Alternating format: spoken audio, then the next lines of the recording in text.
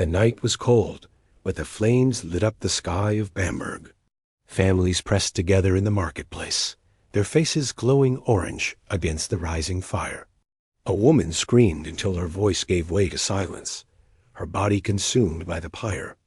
To many in the crowd, this was not murder, it was purification, an act to rid their community of demons. But beneath the spectacle of smoke and prayer, a darker truth lurked. This was state-sanctioned hysteria, a campaign of fear that would claim not just peasants, but nobles, clergy, and even children. This is the story of the witch hunts of Bamberg and Würzburg, two of the deadliest purges in European history.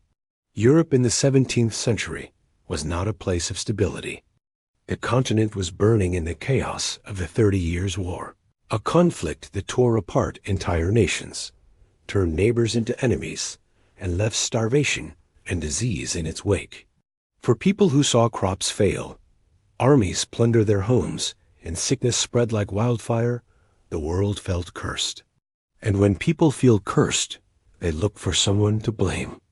In Catholic territories like Bamberg and Würzburg, blame was transformed into theology. Witches were at work, and the only solution was to hunt them down. The Catholic Counter-Reformation fueled this fire. Leaders of the Church insisted that heresy, devil worship, and witchcraft were not abstract threats, but living enemies hiding in villages and cities. Fear was not just tolerated, it was weaponized. And two prince-bishops, men who ruled with both spiritual and secular power, became infamous for embracing this weapon more than any others. Johann Georg Fuchs von Dornheim of Bamberg and Philip Adolf von Ehrenberg of Würzburg. Dornheim was called the witch bishop. In his eyes, no amount of blood was too much to secure God's kingdom on earth. To systematize his hunt, he built a prison designed for nothing but the interrogation and destruction of accused witches. Locals called it the Drudenhaus, the House of Witches. It was not just a prison, it was a machine. Cells lined with chains, walls echoing with screams, and chambers designed specifically for torture. The accused were dragged inside, stripped, and pressed until they confessed. And they always confessed, because pain is a more persuasive preacher than faith. Between 1626 and 1632, Bamberg became an inferno. Around 1,000 people were accused, and hundreds were executed by fire. At first, villagers and widows, the poor and powerless, were taken. But the fire crept higher. Wealthy merchants, respected citizens, even the mayor of Bamberg himself, Johannes Junius, fell victim. Junius Hess' final letters smuggled from prison would become one of the most chilling artifacts of this era, describing the horrors of torture and the helplessness of a man forced to confess crimes he never committed. Meanwhile, in Würzburg, a similar nightmare unfolded. Prince Bishop Ehrenberg saw himself as a soldier of Christ, purging his lands of Satan's followers. The trials there consumed at least 900 lives, and perhaps many more. Unlike Bamberg, Würzburg's tragedy was defined not just by numbers, but by innocence. Children, some barely older than 10, were accused, tortured, and burned. Their supposed crimes ranged from dancing with the devil to causing frost on crops. The logic was circular and cruel. Once accused, survival was nearly impossible, because a confession was inevitable, and every confession created new names to arrest. The flames spread like gossip, swallowing villages, schools, and churches. In both Bamberg and Würzburg, communities collapsed under suspicion. A single word from a frightened neighbor could end your life. To be wealthy meant you had too much, clearly the devil had helped you. To be poor meant you were desperate, clearly you had bargained with the devil. To be outspoken was dangerous. To be silent was suspicious. There was no safe way to exist. This was not random madness. It was organized, profitable, and endorsed by the highest powers. Property of the accused was confiscated, filling the coffers of bishops and officials.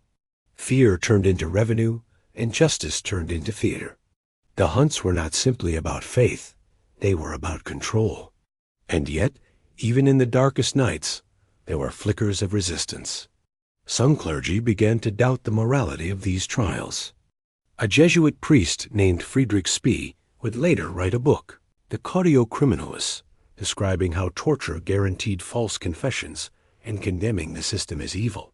But in the late 1620s, his voice was still a whisper against the roaring pyres.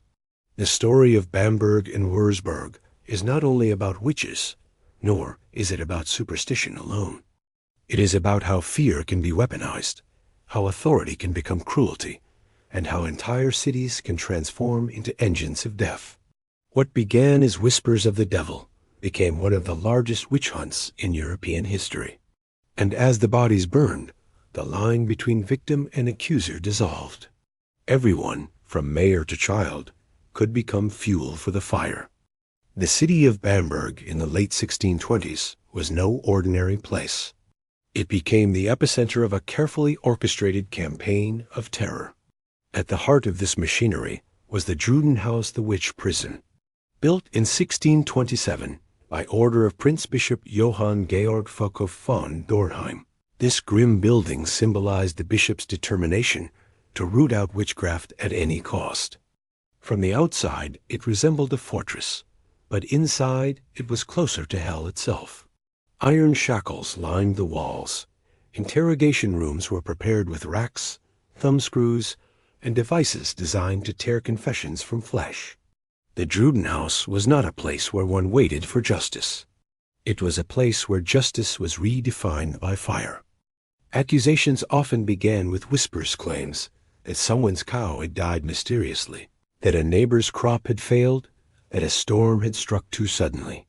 In the climate of fear, these whispers quickly became formal charges. Once accused, the process unfolded with terrifying predictability.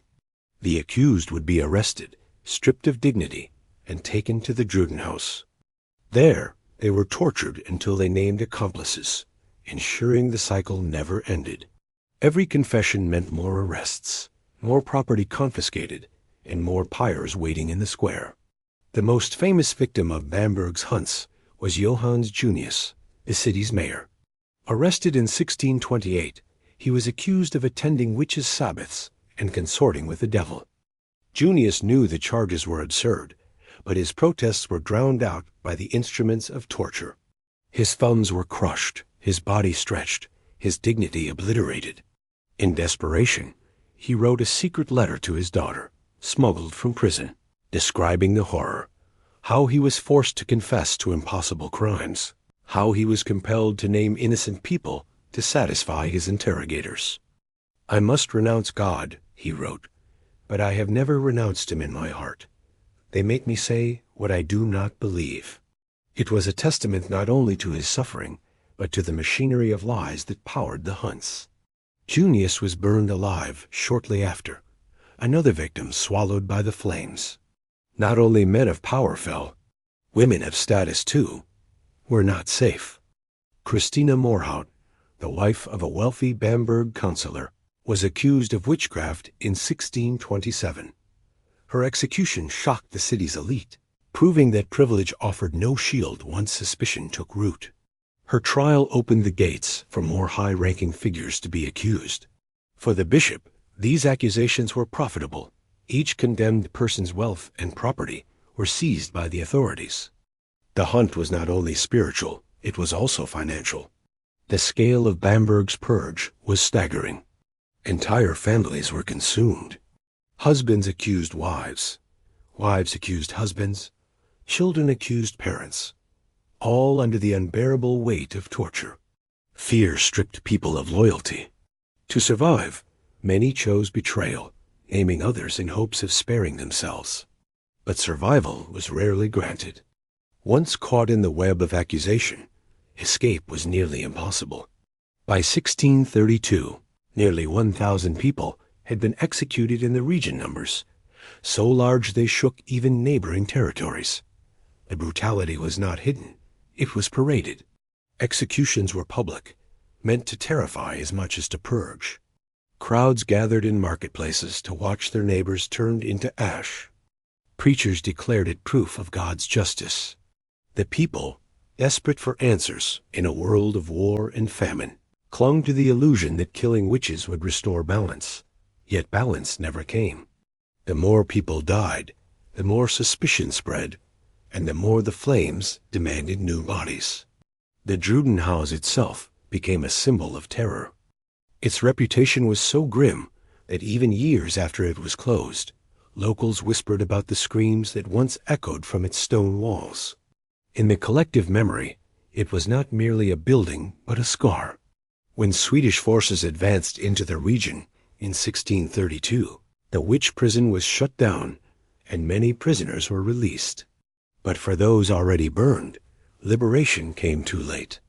The case of Bamberg is a chilling reminder of how power, fear, and greed can intertwine. The witch bishop had turned faith into a justification for cruelty, and his city into an execution ground. And while Bamberg burned, Würzburg followed a parallel path, one that would prove even more disturbing for the innocence of its victims. If Bamberg was a furnace of fear, Würzburg was a slaughterhouse of innocence. Under the rule of Prince Bishop Philip Adolf von Ehrenberg, the witch trials reached a level of cruelty that stunned even contemporary observers. Between 1625 and 1631, nearly 900 people across the bishopric were executed, with at least 157 within the city itself. What set Würzburg apart from Bamberg was not only the scale, but the nature of the victims. In Bamberg, the flames consumed elites and commoners alike. In Würzburg, they devoured children. The accusations came swiftly and indiscriminately. Ehrenberg and his officials believed witchcraft had infested every layer of society. Nobles were not spared, nor were clergy, nor were scholars. But it was the youngest, those barely able to write their names, who became some of the most tragic victims. Records tell of at least 49 children executed, some no older than 10. Their supposed crimes were absurd, causing frost that damaged vineyards, ruining harvests by invoking storms, or dancing with the devil in moonlit fields. In an age where famine and disease stalked the land, the imagination of accusers needed only the flimsiest excuse to set a child aflame. The process was brutal and predictable. A child might be accused by another already under torture. Once arrested, the child would be interrogated, and torture was not withheld. They would be threatened, stretched, or beaten until they confessed. A confession of dancing with demons or attending Sabbaths was extracted, and from that confession came new names, often friends, siblings, or classmates. In this way, the contagion of fear spread through families and schools, turning children into both victims and unwilling accusers. One case told of a boy, barely in his teens, who under torture admitted to flying with witches to a gathering in the forest. His proof was nothing more than his own words, dragged out of him between screams. Yet those words were enough to condemn him and several of his companions. The circle widened. Whole classrooms of children were suddenly under suspicion. Parents faced impossible choices: defend their children and risk being accused themselves, or remain silent and watch their sons and daughters taken away. Silence often prevailed. Fear was stronger than love. The flames in Würzburg did not only consume children. Nobles and priests also fell. Georg Eder, a canon of Würzburg Cathedral, was accused and executed. Even members of respected families, once thought untouchable, were swept into the fire. The trials became a storm no one could predict or control. Like Bamberg, the confiscation of property filled the coffers of the church and local officials. Fear and greed worked together, ensuring the machinery never stopped. The executions themselves became public theater. In the city square, victims were paraded before the crowds, their confessions read aloud as proof of guilt. To the people watching, these were warnings. See what happens to those who consort with the devil, the authorities declared. But for many, it was a grotesque spectacle. Neighbors who had once shared bread now watched one another reduced to ash. Children who once played together now accused each other of flying on broomsticks. Community itself disintegrated. Perhaps the most shocking aspect of Würzburg was how normal it seemed at the time. Few spoke against it. Fear silenced resistance, and superstition justified brutality. The idea that children could be witches did not strike authorities as impossible. In their theology, Satan could corrupt anyone, no matter how young. To them, burning a child was not murder, it was salvation of the soul, purification by fire. Such reasoning made the unthinkable not only possible, but necessary. And yet, whispers of doubt did exist. Some clergy, like the Jesuit priest Friedrich Spee, who later condemned these hunts, witnessed firsthand how the machinery of torture created endless false confessions. He saw how innocence, under unbearable pain, would admit to anything. But in Würzburg, his voice was drowned out by the roar of the pyres.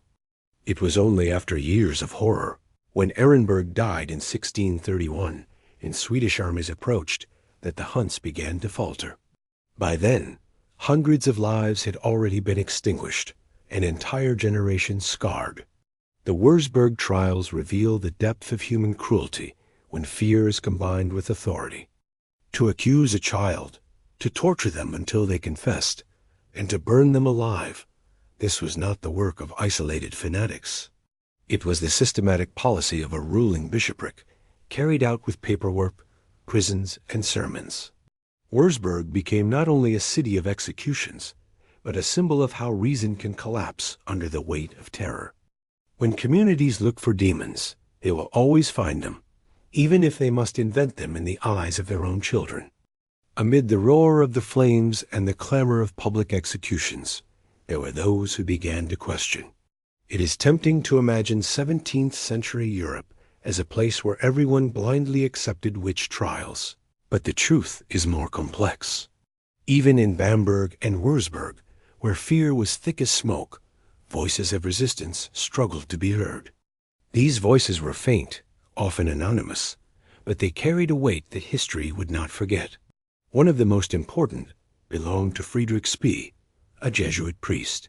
Spee was not an outsider or a radical reformer. He was part of the Catholic establishment. He was educated, devoted to the church, and bound by vows of obedience. But he was also a confessor. He sat at the sides of the accused as they awaited their executions, listening to their final words. He heard their sobs, their confusion, their whispered insistence of innocence.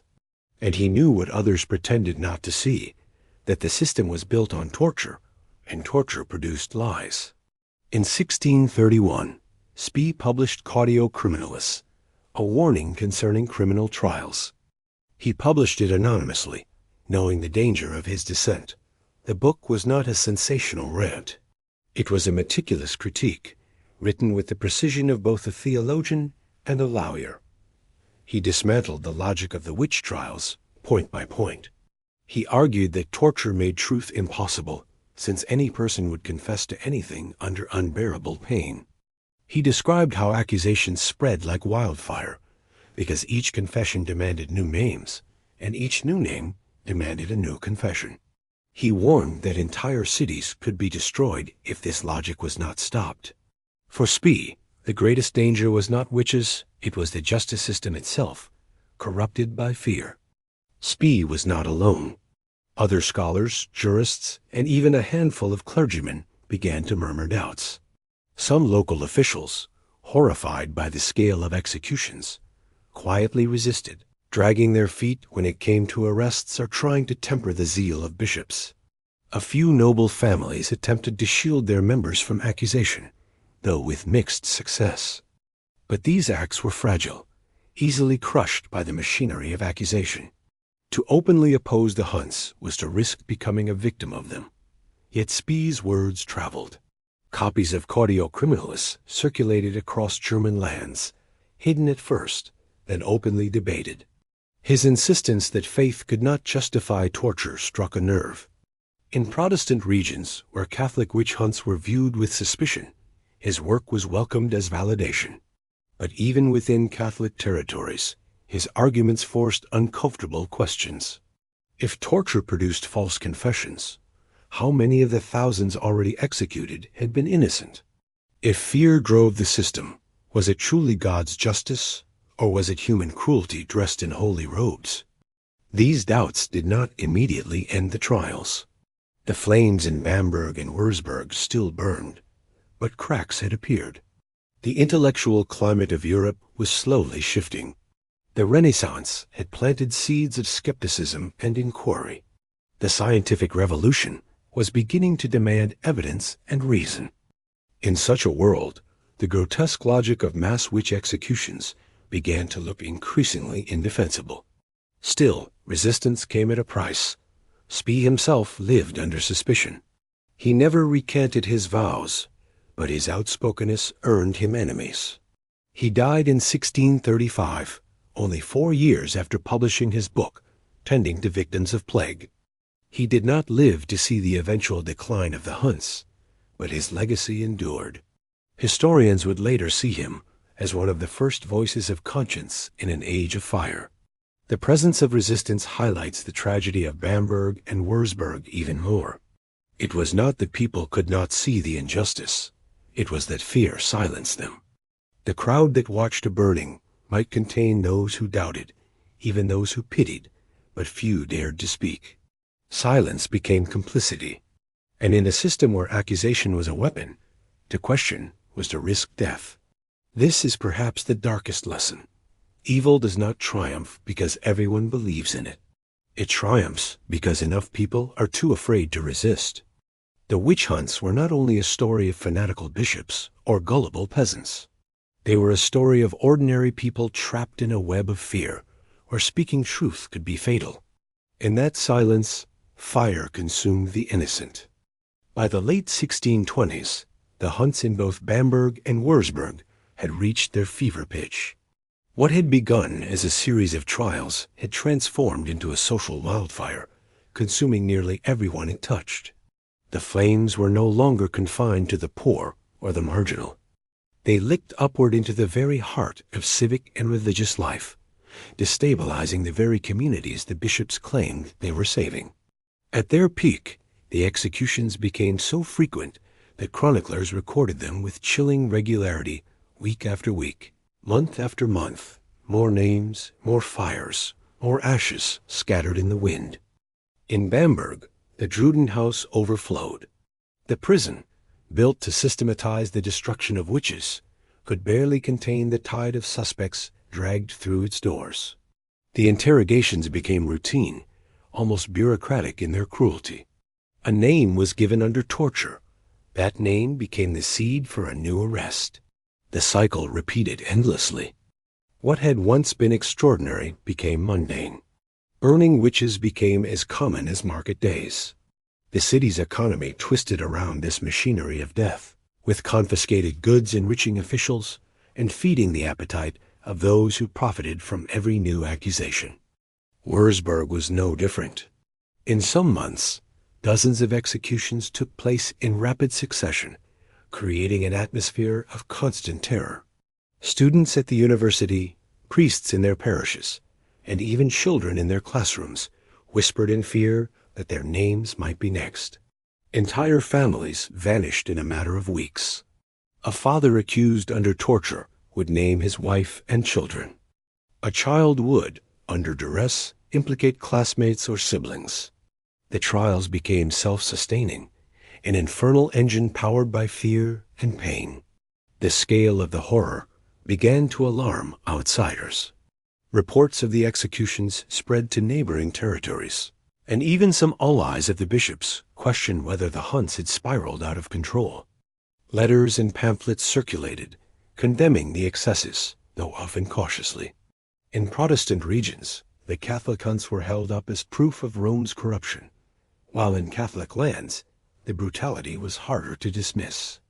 The very authority of the bishops, once unquestioned, began to show cracks. At the same time, Europe itself was shifting. The 30 Years' War raged on, and armies marched across German lands, leaving famine and devastation in their wake. For Bamberg and Würzburg, the arrival of Swedish forces in the early 1630s marked a turning point. The Swedes, Protestant and hostile to the Catholic authorities who fueled the hunts, posed a direct threat to the bishop's rule. As the Swedes advanced, the machinery of witch persecution began to falter. The Drudenhaus, once the symbol of Dornheim's reign of terror, was closed. Prisoners were released as the city prepared for the possibility of siege. The urgency of war overtook the frenzy of trials. But before that collapse, the hunts reached their grisliest climax. In Würzburg, entire groups were executed together, dragged through the streets, and paraded before jeering or weeping crowds. Some chroniclers describe rows of children tied together, walking with trembling steps toward the stake. The image of innocence consumed by fire burned itself into the memory of survivors. Even hardened officials could not entirely erase the unease such scenes provoked. But the momentum of fear was stronger than conscience, and the killings continued until circumstances forced them to stop. In Bamberg, the fall came when Swedish forces captured the city in 1632. Dornheim fled, his reign cut short not by conscience or revolt, but by the tide of war. He carried with him the reputation of a man who had presided over one of the bloodiest witch hunts in history. The Drudenhaus was abandoned, its chains rusting, its chambers silent at last. For those who survived, the silence was haunting. The echoes of screams lingered long after the doors were locked for good. What makes this climax so haunting is that it was not inevitable. Even at the height of the frenzy, voices like Friedrich Spies had pointed out the madness. Outsiders had expressed concern. But inside the burning cities, the machinery continued until it was broken from the outside. It was not moral clarity that ended the hunts, but the accident of history armies, politics, and the death of the bishops who had driven the fires. The lesson is bitter. Injustice does not always collapse under its own weight. Sometimes it must be stopped by forces far removed from morality. The years of 1628 to 1631 were thus the darkest of the dark, when entire communities seemed possessed not by demons, but by fear itself. In those years, the pyres consumed not only bodies, but trust, families, and the very fabric of society. And when the flames finally died down, they left behind more than ash. They left scars that could not be healed in a single generation. The collapse of the Bamberg and Würzburg witch hunts did not come with a sudden moment of clarity or a great awakening of conscience. It came gradually, unevenly, pushed by war, death, and exhaustion. By the early 1630s, the structures that had sustained the frenzy began to crumble, leaving behind a devastated society trying to make sense of its wounds.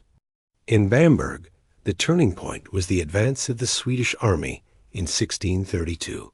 The Protestants had entered the Catholic strongholds of southern Germany, bringing with them a force that even the witch bishop could not withstand.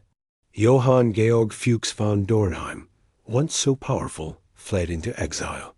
His Drudenhaus was shut down, its prisoners freed.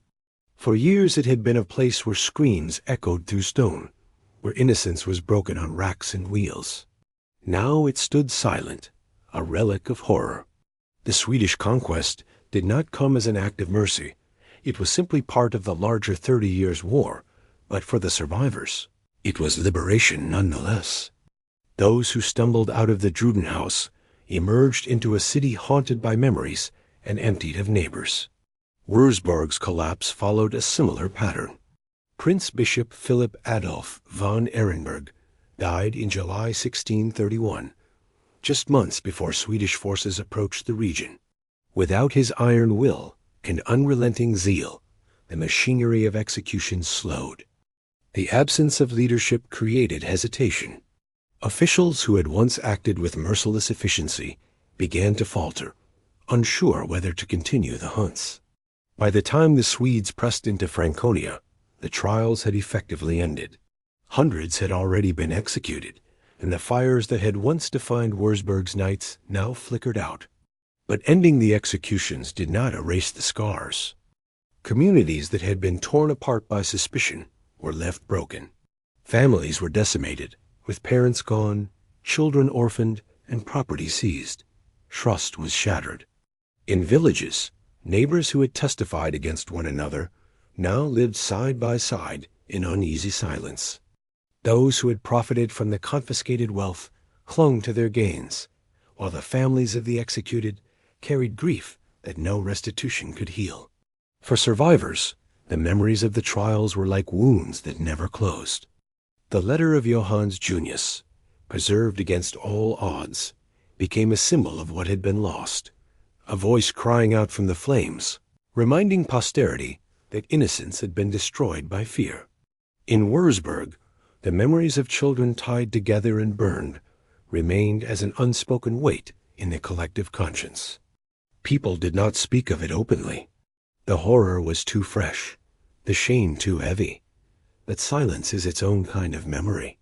The absence of words became a testimony to trauma. The intellectual climate also began to shift. The 30 Years' War dragged on, devastating Central Europe. In the face of famine, plunder, and plague, the obsession with witchcraft began to seem less urgent. Communities needed stability, not hysteria. And the growing influence of rational inquiry science, law, and skepticism gradually eroded the foundations of belief in mass witch conspiracies. The seeds planted by thinkers like Friedrich Spee started to sprout. His warnings, once whispered, began to carry more weight in a Europe weary of blood. The decline of the Bamberg and Würzburg hunts marked the end of an era of extreme witch persecution in Germany. Smaller trials would continue elsewhere, and suspicion of witches did not vanish overnight. But the scale of slaughter witnessed in these two bishoprics would not be repeated. The sheer enormity of the tragedy, combined with the shifting tides of war and thought, made it impossible to sustain. Even those who had once cheered the executions began to feel unease when looking back at the rivers of blood spilled in the name of God. Yet closure never truly came. The dead were not given justice, and the perpetrators were not punished. The bishops died with their reputations scarred, but not shattered. The officials who had ordered arrests and torture often returned quietly to normal life, their hands unclean but unchallenged. It was easier for communities to move on in silence than to confront the enormity of what had been done. The witch hunts faded into memory not as crimes to be judged, but as disasters to be forgotten. And so the flames of Bamberg and Würzburg burned out, leaving only ashes and shadows.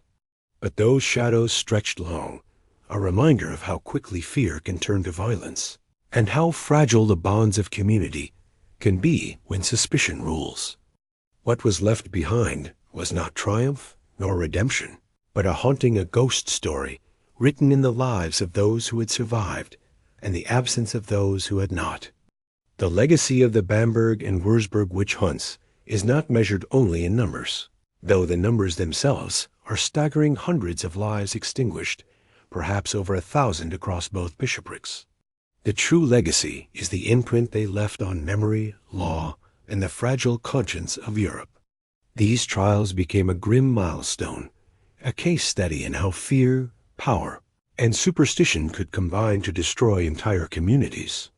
In the decades that followed, references to the hunts appeared in legal and theological debates. Jurists pointed to Bamberg and Würzburg as examples of excess, proof that unchecked trials could spiral into madness. Some lawmakers began to place restrictions on the use of torture, not out of compassion, but out of recognition that torture created chaos rather than order. Slowly, the machinery of mass witch hunts was dismantled not with apologies, but with revisions to legal codes and quiet reforms. The Constitutio Criminalis Carolina, the legal code of the Holy Roman Empire, was interpreted more cautiously, narrowing the grounds for accusations. Judges became more reluctant to condemn without stronger evidence. Step by step, the frenzy gave way to restraint. Yet among the people, the memory of the hunts lived on in silence. Survivors did not gather to tell stories. They whispered, or they said nothing at all. The shame was too heavy. In Bamberg, the ruins of the Drudenhaus became a symbol of the past that many wanted to erase. Its stones were eventually dismantled, as though tearing down the walls could erase the screams that had once echoed there. In Würzburg, the charred fields and squares where executions had taken place were reclaimed by daily life. Markets resumed, children played, and sermons continued. But beneath the surface, the ghosts lingered. Historians centuries later would struggle to comprehend the scale of the horror. They would ask, how could so many educated men of faith, men sworn to protect their flocks, have orchestrated such cruelty? The answer is not simple. It was not only superstition. It was also politics, greed, and the lust for control. The bishops wielded fear like a weapon to consolidate their power, and they enriched themselves by seizing the assets of the accused. Witch hunts were not random explosions of hysteria. They were structured campaigns, sustained because they served the interests of those in charge. At the same time, the hunts revealed something terrifying about human society, its capacity to turn on itself. The trials thrived because they used ordinary people as fuel. Under torture, neighbors accused neighbors, parents accused children, children accused classmates. The fabric of community unraveled until trust was impossible. The greatest weapon was not fire or iron, but suspicion. Once suspicion was planted, it spread like contagion, and no one could be safe. That lesson has echoed through history, far beyond the 17th century. In literature and legend, the memory of the hunts shifted into ghost stories and cautionary tales. Chroniclers retold the horrors of Bamberg and Würzburg, not only as history, but as warnings. The story of Johannes Junius's letter became one of the most cited documents of the age, a haunting reminder of the lies produced by torture. Spes Caudio Criminalis was preserved, reprinted, and studied long after his death, as a testament to conscience in an age of silence. Even centuries later, readers find in his words the courage of one man willing to tell the truth while surrounded by lies. But the legacy was also darker. The hunts reinforced for generations the idea that communities could purge themselves of evil by violence. While mass trials declined, smaller hunts continued well into the late 17th century, especially in rural areas. The logic of the hunts that killing the accused restored order proved difficult to eradicate. It would take the Enlightenment, with its insistence on reason and skepticism, to finally drive a stake through the heart of mass witch hysteria. Until then, the ghosts of Bamberg and Würzburg haunted every accusation of sorcery that followed. The legacy can still be felt in modern reflections on justice. Scholars and judges look back at the trials as one of the clearest warnings of the dangers of unchecked authority and the asa, corruption of law by fear. They remind us that legal systems are only as just as the people who wield them. And they remind us that fear, when combined with power, can be the most dangerous weapon of all. In the end, the fires of Bamberg and Würzburg are more than a chapter in witchcraft's history. They are a mirror held up to humanity. They force us to ask not only how such things could happen in the 17th century, but how easily they might happen again whenever fear is allowed to rule over reason.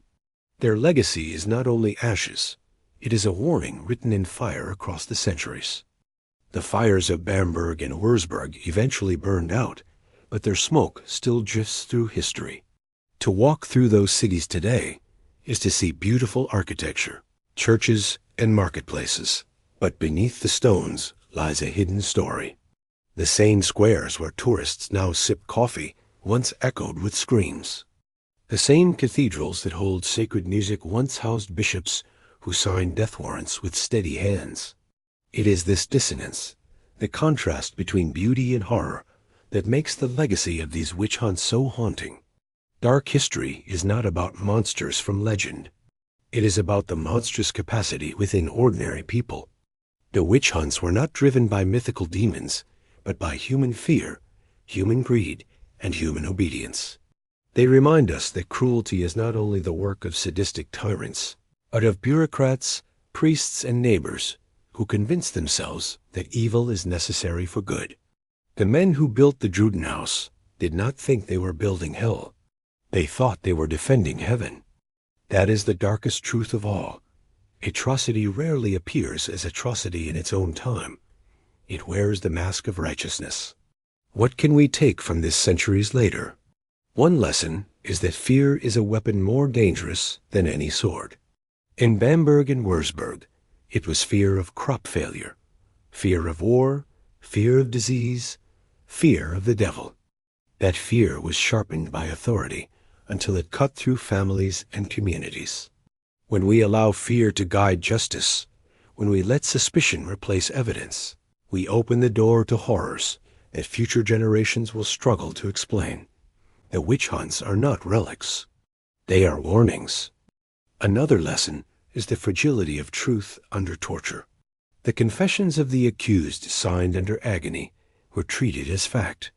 They built the scaffolding for more arrests, more deaths. Yet we know now they were fabrications, forced lies shouted through broken teeth. It forces us to confront an uncomfortable question. How much of our own history is built on coerced truths, written not by evidence, but by power? The pyres of the 17th century may be gone, but the temptation to silence truth with pain, to bend reality to authority's will, remains. The story also leaves us with ghosts not of witches, but of children. In Würzburg, their small bodies were tied to stakes, their voices drowned in fire. They remind us that innocence offers no protection when fear becomes law. To remember them is to honor the lives extinguished, not because of what they did, but because of what others chose to believe about them. They are perhaps the purest symbol of the tragedy. When a society loses its grip on reason, even the most defenseless can be turned into enemies. And finally, there is the question of silence. Why did so few speak out? Why did so many watch and say nothing? The answer lies in the nature of fear itself. When the cost of resistance is death, silence becomes survival. Yet silence is also complicity. The citizens of Bamberg and Würzburg did not light every pyre, but they stood in the glow of the flames. They clutched their children tighter, whispered prayers, and turned away. In doing so, they allowed the fire to spread. It is easy for us to condemn them now, but the haunting lesson is that we might have done the same. The story of Bamberg and Würzburg does not end with redemption. There was no great reckoning, no sweeping justice for the murdered. The bishops died with blood on their hands, but not in chains. The survivors carried their grief quietly, and their children built new lives on ground salted with ashes. The world moved on. And yet the memory remains, waiting for us to look closely, to see the darkness beneath the history. So when we tell this story, it is not to marvel at superstition or to mock the ignorance of the past.